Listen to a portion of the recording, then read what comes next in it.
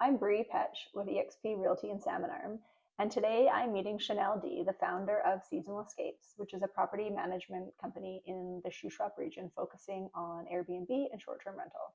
This is the third of our five-part series on Airbnb in the area. Today we are going to talk about things to consider when purchasing a home or reconfiguring your existing home to make it into an Airbnb or short-term rental space. Thanks for being here today again, Shanel. Thank you for having me. Always a pleasure. So, what are the top amenities that help a short-term rental perform well in the Shuswap? Yes, amenities play a big factor because a lot of people are choosing to Airbnb. So in these markets, you really want your place to stand out, and guests want to have an experience that is different than being in their own home. Yeah. So top amenities that are searched for is always strong Wi-Fi. That's a must for most guests as they're usually traveling, working at the same time, and we live off of our phones. So Wi-Fi is always a thing to consider. Not that off-grid cabins don't perform as well, but most people, when they're checking the boxes and amenities, they're looking for Wi-Fi. Hot tubs, huge seller, and it opens up more opportunity for you to rent year-round. Right. And then taking into consideration the space. So is there a property that has a large outdoor deck or a gathering area with a fire pit?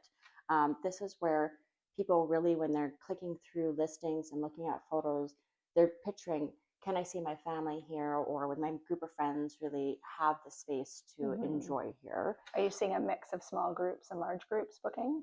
100%. Yeah. The Shuswap really attracts all types of travelers, but they're all looking kind of for that common escape, if you will. Having fire pits and like things that add an element of like hanging out and visiting with people. Yeah, absolutely.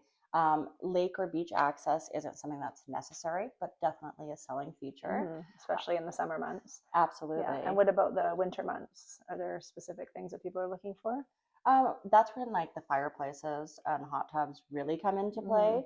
Also kind of proximity to the ski hills, to snowmobile mountains, to the highway, so that there's just easy access for them to get around. All things that are really good to consider when purchasing. And when someone's setting up their home for an Airbnb, what are some classic mistakes that people are making? This is a great question. I think that sometimes people really focus on the appearance of the home more than the functionality of how it would operate as an Airbnb. So is there adequate amount of sleeping space? You know, if you're gonna want to host 10 guests, then you have to have space for 10 guests. Or is there enough bathrooms that routines can flow nicely without everybody piling on top of each other? Parking. Is there enough for, like, people will come from different directions and they have multiple vehicles. So is there enough parking? So really it's important for people to look at the layout as a whole rather than just the appearance of a property. Right. And what are the expenses that buyers should consider? So when you're coming into the market to look to purchase a home, some you'll be able to purchase as like a turnkey Airbnb. Others, there might be structural upgrades, furniture upgrades, and then you're going to be really looking at, you want to make sure you've got comfortable beds, nice linens, comfy pillows, a nice coffee station. So when guests wake up, they're starting their day right. And so, you know, if you don't have to have the fanciest coffee maker, but you want to have all of this available. Our kind of general rule of thumb is guests should be able to show up with just their clothes and their food, and they'll have everything else there for them. So making sure that you're really well stocked in these type of amenities will go a long way.